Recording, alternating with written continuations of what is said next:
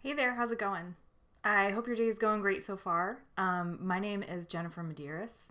So grateful you're here. On Tuesdays, I like to talk about a book that I recently read, give my honest opinion, and perhaps work through some internal stuff I'm processing through the book. So if you like reading and you don't mind getting into the trenches, I'd love for you to hit the subscribe button so I don't feel like I'm totally out here on my own. Welcome to One for the Books. Let's get into it. Well, first, I'm going to give you a disclaimer, just so I don't get in any trouble, and preface this by saying, these are my opinions. This is my personal experience. Nothing that I'm going to say, for the most part, is objective truth, okay? You can disagree. Totally fine. Just want to make sure that you understand these are my opinions. Okay, so today we're going to talk about a book that I read on the last day of 2021. Well, I finished it on the last day, and that is The Haunting of Hill House by Shirley Jackson. And this book was published in 1959, and it's known as a gothic horror book, which I didn't know that there was such like a specific niche of horror, but apparently there is. Who knew? So a little bit about the backstory. It was written by Shirley Jackson. She wrote like over 200 short stories. She wrote, six novels? 6 novels and 2 memoirs. She was born in 1916 in San Francisco and then went off to study at Syracuse University in New York, and she studied English, journalism, and that's pretty much where she started writing. She did get married. I believe she had a couple of kids, but she ended up dying in her sleep of heart failure when they were living in Vermont in 1965. So this book was only written like 6 years before she died. I'm going to pause here for a second because I feel like I should give another disclaimer. I tend to talk really fast, and I'm sorry about that if you're having trouble keeping up. But I don't know how to talk any different, so sorry. So I want to get into the book a little bit and describe a little bit of the summary. I don't want to give anything away because I want you to read it for yourself, and I want to hear your thoughts and your opinions. So if you have read it, I'd love to hear what you thought of it. I feel like my review is probably going to be a little different than what most people thought of it, but that's why these are my opinions, right? Okay, so here's a brief summary of the book.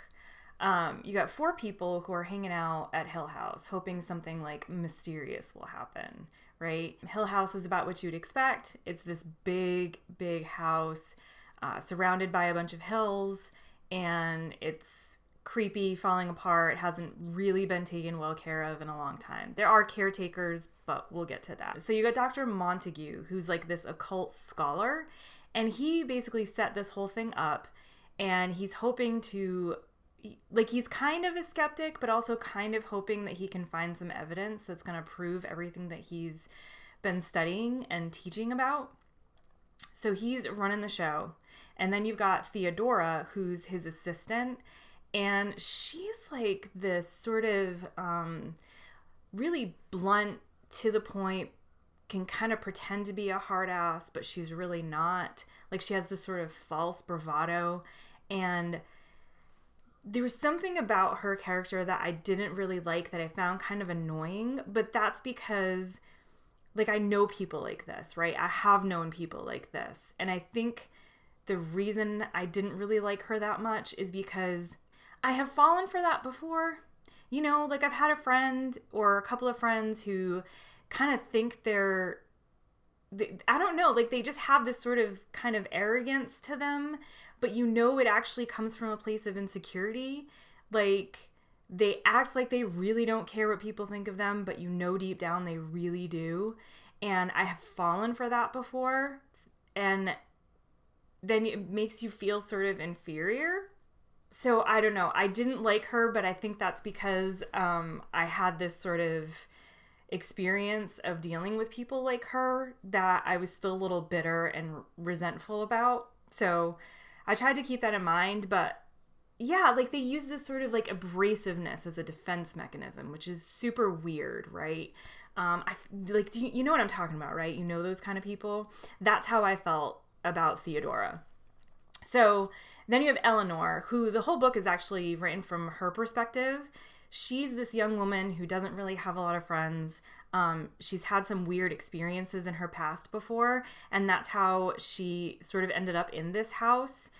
And she's somebody who spent most of her life caring for her mom, who was sick, but her mom has recently passed, and so like she doesn't even really know what she's going to do with the rest of her life, because her whole life has surrounded, like up until this point, has been around taking care of her mom, and now her mom's not there anymore. And now I feel like I actually related most to Eleanor, because I've been that person who really has decided, okay, I'm going to put my entire identity, or I'm going to put everything of that's me aside to take care of this person. Like, I'm going to be a martyr, and I am going to put everything I've got to caring for and saving this person. Now, little side note here, in recovery, I have learned that is exactly what codependency is. Okay, that's what we call it. In the rest of the world, I think we call that people pleasing, but really this is codependency. And what that is thinking, I can save this person. I can fix this person. I can take whatever issues this person is dealing with, and I can fix them. I can make them better. If you're in a relationship like that, if you're in a situation like that with whoever, or is it whomever in this instance? I think it's whoever, but I could be wrong. Anyway, I digress. If you are in a relationship with someone like this, where you've put everything on hold to fix someone else, I don't care who it is, if it's a parent, if it's a relative, if it's a significant other, whoever it is, hear me. You can't. You can't save them. You can't, and you never will. Now, I don't mean to say, like, I don't mean to be all discouraging and stuff, but, like, I've learned this from experience from several people in my life. I am no one's savior. You are no one's savior, okay? It's not going to happen. So to get back to the story, this Eleanor, I really related to her because I know what it feels like, right? To feel like that's your whole identity. And and now that person is gone, right? Like her mom has passed away. Like, who even is she? What is she here for? What's her purpose now? What is she going to do with the rest of her life? And if anything, going to this house is kind of like a limbo. Like, she still isn't figuring it out. She's putting it aside. She's just kind of putting everything on pause and being like, well, let me just do this first. So there was a lot to her situation and her experience that I really related to, even though most people, I think, reading this book would feel bad for her or just be like, why isn't she standing up for herself? Because she does kind of allow herself to get walked all over a little bit, especially by Theodora, which is why I'm not crazy about Theodora. I know a lot of people probably are looking at her like she's like this sort of hero figure, but she's not. Anyway, I'm not a psychiatrist. I should probably preface that. All of this is coming from my own personal experience. So you've got, just a little recap, you've got Dr. Montague, you've got Theodora, you've got Eleanor, and then you've got Luke. Now, Luke is somebody who actually is related to the people who originally owned the house, and he's going to ultimately inherit it. Like, someday it's going to be his. And Luke, we really don't get a whole lot about him. He's somebody, you think, I picture him to be sort of young, kind of in that stage in his life where he's still fearless. He feels like he's invincible. Nothing can harm him. He can just go about, I don't know, he can just kind of do anything and he's going to be fine, right? So they deal with some weird stuff that happens, right? Like, there are some weird instances where, okay, this house might be haunted. There might be spirits here. There might be something kind of going on. But honestly, I felt it a little difficult to really get, like, spooked about it because it's a book, right? I feel like that kind of stuff affects you more when it's a show or a movie and you're kind of like, you've got that music going and you've got sort of that like silence maybe that's leading up to it. But overall, I just didn't find it that scary. I didn't find it that spooky. Sorry. And then, so a few days into this whole thing, Dr. Montague's wife shows up, Mrs. Montague. And for me, I picture her as like this super eccentric Shirley MacLaine who's like totally into the supernatural and the paranormal, like to the point where she just believes everything about it, right? Like any little sound, it's kind of like, oh, that was definitely a ghost, right? Like not a plumbing issue or the house settling or whatever. Like she's all in, right? She's all in. And she even wants to spend some time alone with the ghosts and try to like have a conversation with them. So I just saw her as this sort of like snobby Shirley MacLaine kind of spiritual, person who's super eccentric, probably wears a lot of jewelry and has like a head wrap and everything, right? Nothing against these people. I mean, not that there's anything wrong with that. It's just that was what I pictured.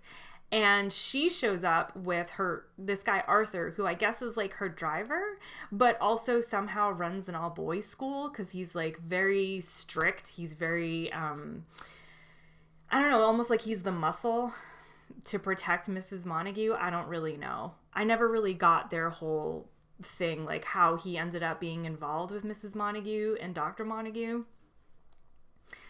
I don't know. It just felt so random to me and so like out of nowhere, I guess.